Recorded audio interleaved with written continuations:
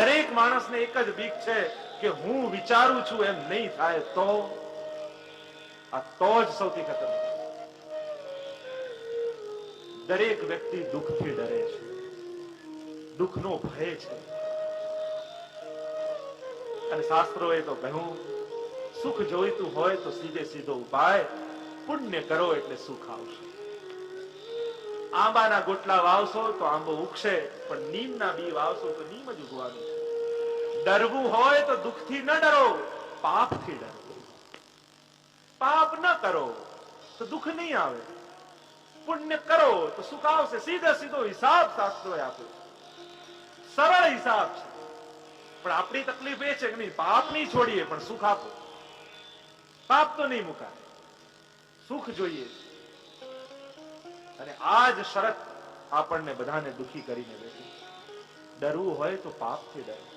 ગુણગાન કોઈના ન થાય તો વાંધો નહીં, પણ નિંદા તો નહીં કરો.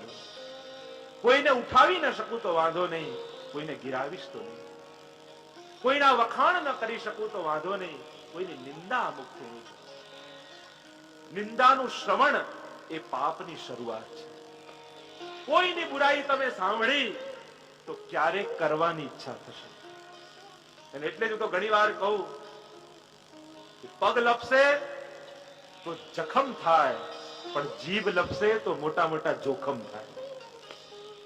પગ લપસે તો એકવાર જખમ થાય ને એની રૂજ પણ આવી જાય, પણ આ જીભ લપસે ને જે જોખમ થતા હોય છે, વર્ષોના સંબંધો ક્ષણોમાં તૂટતા જોયા. અને પછી તૂટે ગાંઠ પડ જાય, પછી તમે તેટલા સાંધો ભેગા કરો, સોરી કહો, તો પછી જોડાઈ જાય, પણ વચમાં એ ગાંઠ તો રહી જ જાય. પાપથી બચો. એટલે ડોંગરે મહારાજ કહેતા, નર કપડન કો ડરત હૈ, નરક પડન કો નહીં.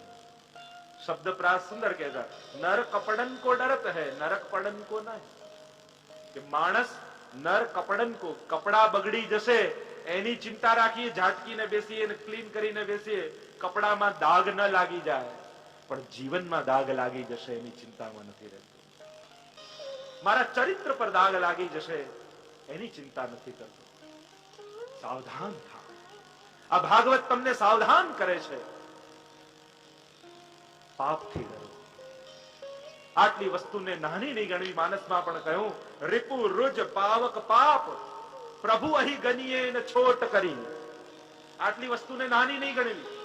રિપુ રોગ, શત્રુ, શત્રુને નાનો નહીં ગણવો, રોગને નાનો નહીં ગણવો, પાવક અગ્નિને નહીં ગણવો, પાપ પાપને નાનો નહીં ગણવો.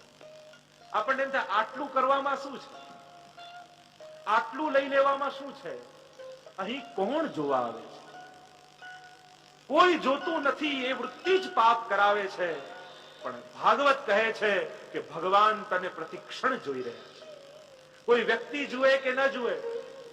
હું તો ઘણી વાર કહું કે આપણે કાયમ ઠાકોરજીને કહીએ કે પ્રભુ હંમેશા દ્રષ્ટિ રાખજો, યા આપણે એમ કહીએ કે ભગવાન ક્યારે દેખાશો. ભગવાન ક્યારે દેખાશે એ ચિંતા છોડી ભગવાન મને દેખી રહ્યા છે એની ચિંતા પહેલા કરો. એ 24 કલાક મારી તરફ જોઈ રહ્યા છે. કોઈને એક રોટલી આપી યા કોઈને છીનવી ભગવાનના ચોપડામાં લખાય છે. સાવધાન થજો. અભયત્વ એ પાંચમું ફળ કહ્યું. 3 ભાષા ભાગવતજીમાં છે, સમાધિ, લૌકિક અને પરમત. આવો ભાગવતજીની મહાત્મ્યની કથામાં પ્રવેશ કરીએ. 6 અધ્યાયમાં ભાગવતજીનું મહાત્મ્ય પદ્મ પુરાણમાં વર્ણન કરવામાં આવ્યું. 6 ગુણવાળા ભગવાન છે એટલે 6 અધ્યાયમાં મહાત્મ્ય કહ્યું. મહાત્મ જ્ઞાન પૂર્વક સુદૃઢ સર્વતોધિક સ્નેહો ઇતિ ભક્તિ. મહાત્મ જ્ઞાન જાણો તો દ્રઢ સ્નેહ થાય, અને દ્રઢ સ્નેહને જ ભક્તિ કહેવાય. અને એટલે મહાત્મ જ્ઞાન જાણવું જરૂરી છે. અને એટલે 6 અધ્યાયમાં મહાત્માની કથા કહેવામાં આવે છે. મહાત્મ્ય જાણવાથી વિનિયોગ અને વ્યવહારનું જ્ઞાન થાય છે. આ કોણ છે તો એની જોડે કેવો વ્યવહાર કરવો એ મહાત્મ્યથી ખબર છે. આ શું છે તો આનો ક્યાં વિનિયોગ કરવો છે એના માટે એનું જ્ઞાન મહાત્મ્યથી થાય છે. મહાત્મ્ય જાણીએ તો જ્ઞાન થાય. પેલું કહેતા કે ધોબી એક મહાત્મા ત્યાં રહેતા, ચાતુર્માસ કરવા આવ્યા અને રોજ એક ધોબી ત્યાં કપડા ધોવા આવતા. 4 મહિના પૂરા થયા એટલે આ મહાત્માને થયું કે હવે મારા જવાનો સમય થયો છે ને આ બિચારો ધોબી દરરોજ કપડા ધોવા આવે છે. તો આ મહાત્મા પાસે પારસમણી થયું કે લાવ આ ધોબીને આપતો જઉં તો સુખી થાય. અને આમ વિચાર કરી મહાત્મા પારસમણી આપીને ગયા. પાછા 1 વર્ષ પછી પાછા ચાતુર્માસ કરવા ત્યાં આવ્યા અને સવારે જ્યાં કુટિયા પર બેઠા હતા ત્યાં જોયું તો પાછો એ ધોબી ત્યાં કપડા ધોવા આવ્યો છે. અને મહાત્માને થયું, પેલાને બોલાવ્યો કે તું હજી કપડા ધોવે છે? મેં તને પેલું પારસમણી પથ્થર આપ્યો હતો. હા, બહુ સારો પથ્થર હતો, દરરોજ નાહવામાં બહુ કામમાં આવે છે, ઘસી ઘસીને નાહું છું. અરે મૂર્ખ, એ પારસમણી છે, એને લોખંડને અડાડીશ તો એ સોનું બનાવી દેશે. તો ધોબીએ કહ્યું, આપતી વખતે કહેવું જોઈએ ને કે આ સોનું કરે છે. મહાત્મ જ્ઞાન ન કહ્યું તો વ્યવહારનો પણ ઉપયોગ ના આવ્યો, વ્યવહારનું પણ જ્ઞાન ના આવ્યું. મહાત્મ્ય જાણો તો વ્યવહારનું જ્ઞાન. તમે કોઈ ટ્રેનમાં જતા હો અને આખી ટ્રેન ભરાયેલી હોય, તમે 3 જણા બેઠા હો સીટ પર, ચોથાની જગ્યા હોય અને ચોથો આવે પણ તમને થાય કે આને બેસવા નથી દેવું, હજી પોળા પગ કરીને બેસી જાઓ અને પેલો ઉભો જ રહે. ટ્રેન આગળ વધે છે. એટલામાં તમારા ખોળામાં એક નાનું બાળક હતું, એ અચાનક બીમાર પડ્યું, ઉલટી થવા લાગી, તાવ ચડી ગયો. અને જેને બેસવા નતો દીધો એ વ્યક્તિ ડોક્ટર હતો. અને એને કહ્યું કે હું ડોક્ટર છું, લાવ તમારા બાળકને ચેક કરી દઉં. તરત એને ચેક કર્યો, પોતાની પાસે દવા હતી એ આપી. તમને ખબર પડી ડોક્ટર છે, તરત ખસી જશો, આવો બેસો બેસો. પહેલા એ જ વ્યક્તિને બેસવા ન દીધો, પણ મહાત્મ જ્ઞાન થયું કે આ ડોક્ટર છે તો વ્યવહારનું પણ જ્ઞાન. એમ ભાગવતજી શું છે, આનો પ્રભાવ શું છે, ભાગવતજી શ્રવણથી શું થાય છે, આ મહાત્મ્યની કથા ભાગવતજીની સાંભળશો તો તમને જ્ઞાન થશે કે આ ભાગવતજીનો વ્યવહાર કેવો કરવો, ભાગવતજી સાથે આનો વિનિયોગ ક્યાં થઈ શકે. તો 6 અધ્યાયમાં મહાત્મ્યની કથા કહેતા પ્રારંભ કર્યો. વંદન કર્યા પ્રભુને. કોણ આ છે? ભાગવતના નાયક કોણ છે? તમે કોની કથા સાંભળવા જઈ રહ્યા છો? 3 શબ્દોમાં પરિચય આપતા વ્યાસજીએ બતાવ્યો. પ્રભુના સ્વરૂપ, સામર્થ્ય અને સ્વભાવનો પરિચય કરાવ્યો. પ્રભુની આકૃતિ, પ્રકૃતિ અને કૃતિનો પરિચય કરાવ્યો. તમે જેની કથા સાંભળવા જઈ રહ્યા છો એ પરમાત્મા કેવા છે, કોણ છે? અને પ્રભુના સ્વરૂપને સમજાવતા, સ્વરૂપનું વર્ણન કરતા બોલ્યા, આ પ્રભુ કોણ છે, એમનું સ્વરૂપ કેવું છે? તો 3 શબ્દમાં સમજાવ્યું. સત, ચિદ અને આનંદ રૂપ પ્રભુ છે. પ્રભુમાં 3 તત્વ છે. પ્રભુમાં સત છે, ચિદ છે અને આનંદ. જેનો ક્યાંય અભાવ ન હોય એ જ સત છે. પ્રભુમાં પહેલું તત્વ છે સત. પ્રભુનો ક્યાંય અભાવ નથી. આ વિશ્વમાં કોઈ પણ એવું કણ નથી જ્યાં પરમાત્મા ન હોય. એ ભગવાનનું સત તત્વ છે. નાનપણમાં આપણે વાર્તા નહીં સાંભળતા, આપણા 3 બાળકો હતા અને ગુરુને થયું કે કોને ગુરુ બનાવવા. 3ને એક ફળ આપ્યું અને કહ્યું કે એવી જગ્યાએ ખાજો જ્યાં કોઈ તમને જુએ ના. એકે ઓરડામાં જઈને ખાધું, એકે વનમાં જઈને ખાધું અને 3જું બાળક ફળ લઈને આવ્યું, ગુરુદેવ આ વિશ્વમાં કોઈ પણ એવી જગ્યા નથી જ્યાં પરમાત્મા મને જોતા ન હોય. અને એ જ સમયે ગુરુએ એને ગુરુપદ આપી દીધું. ભગવાન સતતત્વ છે. કારણ સમગ્ર સૃષ્ટિ આત્મકૃતે પરિણામા, આ આખું જગત ભગવાને પોતાનામાંથી બનાવ્યું છે. અને એટલે જ ભગવાનનો ક્યાંય અભાવ નથી. ભગવાન અહીંયા છે, હમણાં છે અને આ જ ક્ષણે છે. આપણને થાય કે આપણે ભગવાનને મળવું છે તો ક્યાં મળવા છે? જો કોઈ પણ વસ્તુ માટે 3 પ્રકારના અંતરાય કયા છે. એક છે સમયનો અંતરાય, કાલનો અંતરાય, એક છે સ્થાનનો અંતરાય અને એક છે અજ્ઞાનનો અંતરાય. જેમ ગાંધીજીને આપણે હમણાં મળવું હોય તો ન મળી શકીએ, કારણ એ 50 વર્ષ પહેલા હતા અને હમણાં નથી. એટલે આપણા અને ગાંધીજીની વચ્ચે કાલનો અંતરાય છે. તો વિચાર કરો, શું આપણા અને પ્રભુ વચ્ચે કાલનો અંતરાય સંભવ છે?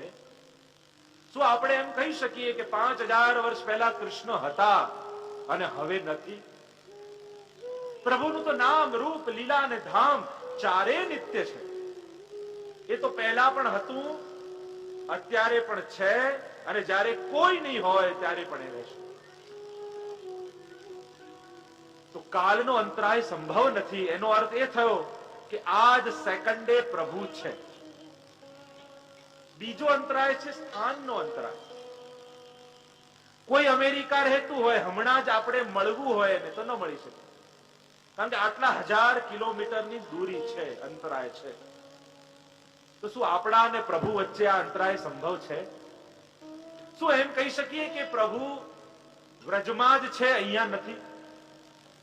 ના, આપણે જ્યાં છીએ ત્યાં પ્રભુ પણ છે. તો વિચાર કરો, આપણે ને પ્રભુ વચ્ચે કેટલી નિકટતા આવી ગઈ. જ્યાં આપણે છીએ ત્યાં જ પ્રભુ છે, અને જે સેકન્ડે આપણે છીએ એ જ સેકન્ડે પ્રભુ છે.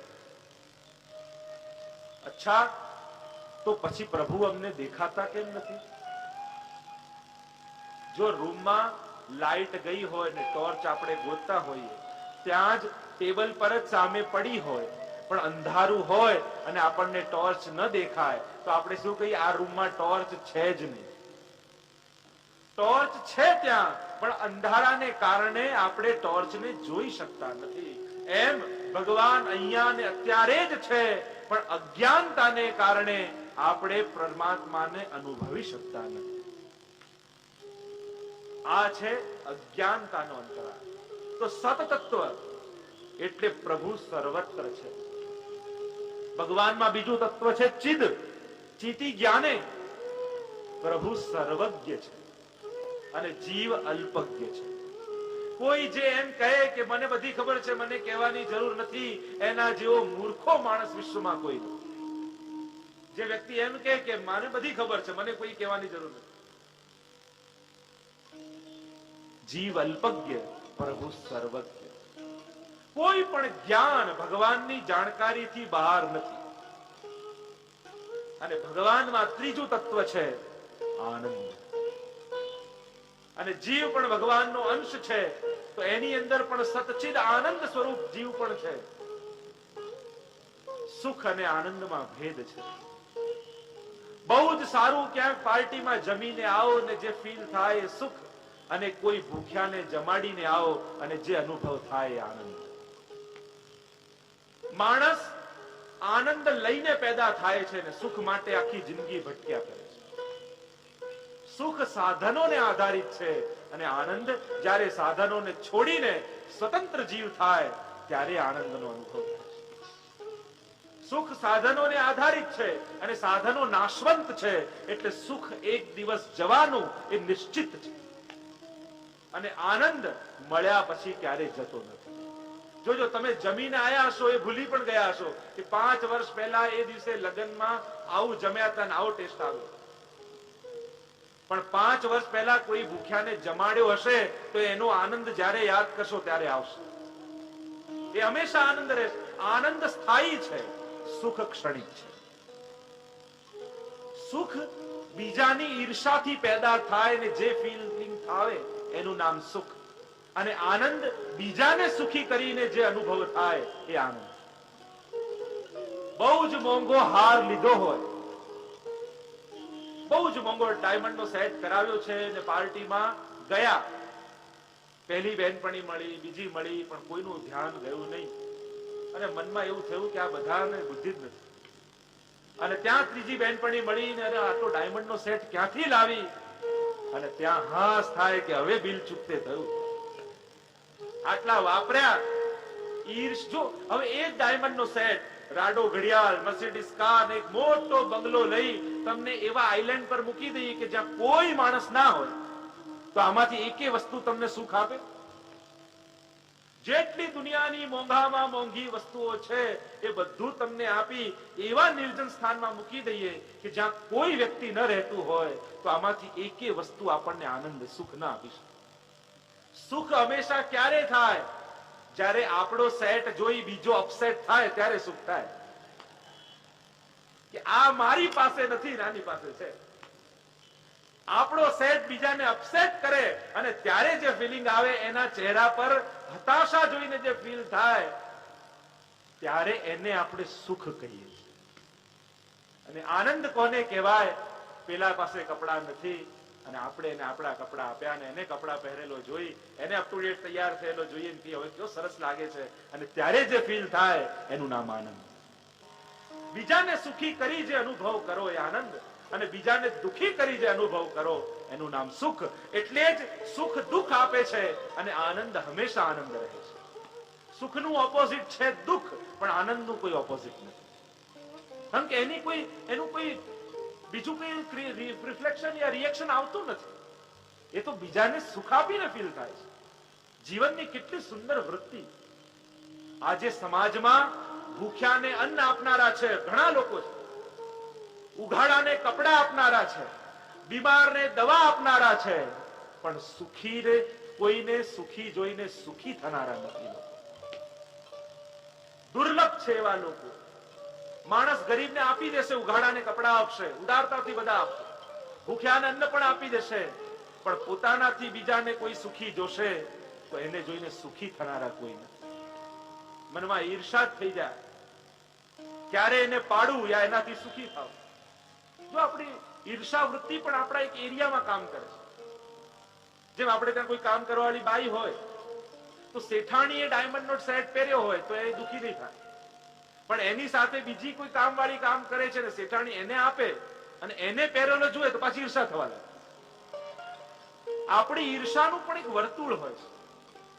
બિલ ગેટ્સ ગમે તેટલો સુખી થતો જાય, આપણને કઈ વાંધો નહીં આવે, પણ સગો ભાઈ આપણા કરતા સુખી થઈ જાય તો બળીને ખાક થઈ જાય। આપણે ઈચ્છીએ છીએ કે આ સુખી થાય માણસ, આપણો ફ્રેન્ડ હોય આપણે એને સુખી કરીએ, હેલ્પ કરીએ, પણ શું ઈચ્છીએ? સુખી થાય, પણ મારાથી વધારે સુખી ન થવું, નહીં તો પાછી ઈર્ષા થવા લાગે। આપણી વૃત્તિ કેવી છે? આપણે દુખી હોય તો હેલ્પ કરવા બહુ નિર્દોષ ભાવે તૈયાર છે ના આનું, પણ એ બિચારો જ બનેલો રહેવો જોઈએ। બિચારો કેટલો દુખી છે અને બિચારો મટીને આપણાથી સુખી થાય એટલે પાછી ઈર્ષા શરૂ થઈ।